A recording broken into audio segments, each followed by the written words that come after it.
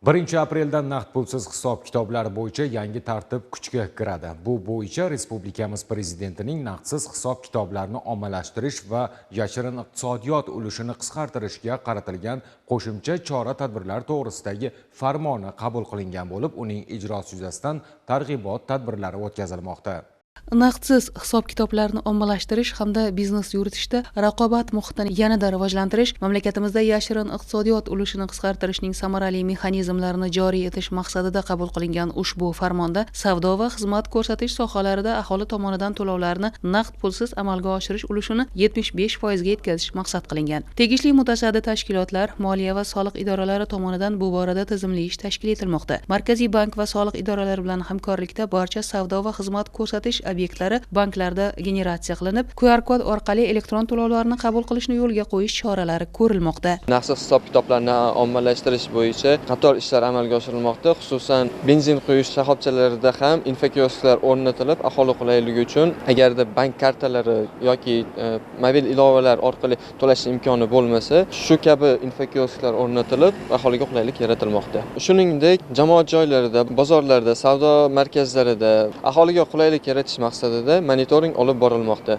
Endilikda aholiga neft, gaz mahsulotlarini sotish hamda elektr transport vositalarini quvvatlash xizmatlari uchun to'lovlar faqat bank kartalari, mobil ilova yoki elektron to'lov xizmatlari orqali, QR kod yoki boshqa raqamli to'lov vositalari orqali amalga oshiriladi. Mazkur tartib mamlakatimizda naqd pulsiz hisob-kitoblarni kengaytirish, iqtisodiyotda shaffoflikni ta'minlash va soliq ma'muriyatchiligini yanada takomillashtirishga xizmat qiladi. Paynet kompaniyasi vakilligi hamda Markaziy bank rahbariyati bilan birgalikda gaz shoxobchalarida naqd pulsiz to'lovlarni qabul qilish jarayonlari amalga oshirilmoqda.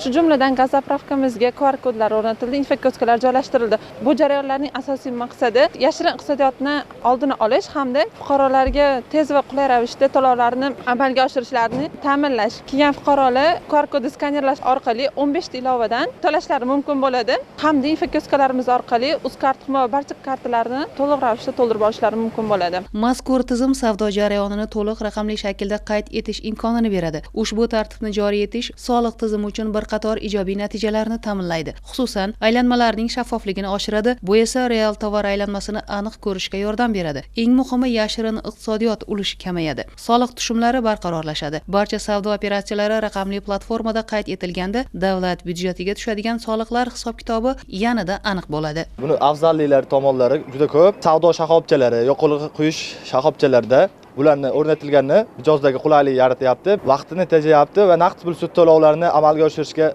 qulaylik yaratyapti. Yangi tartib tadbirkorlar uchun ham to'lovlarni avtomatlashtirish, hisob-kitoblarni raqamlashtirish, moliyaviy hisobotlarni yuritishni soddalashtirish, elektron cheklar va onlayn kassa tizimlari bilan integratsiya qilish kabi qator qulayliklar yaratadi. Bu esa biznes jarayonlarini optimallashtirish va xizmat ko'rsatish tezligini oshirishga ham xizmat qiladi. Hozirda jamiki bozorlar, savdo nuqtalari, xizmat ko'rsatish shoxobchalarida yagona QR kodli to'lov tizimi orqali to'lovlarni qabul qilish majburiyati belgilandi. Undan foydalanilmayotganligi savdo qoidalarini buzish deb hisoblanadi va tegishli tartibda javobgarlikka sabab bo'ladi.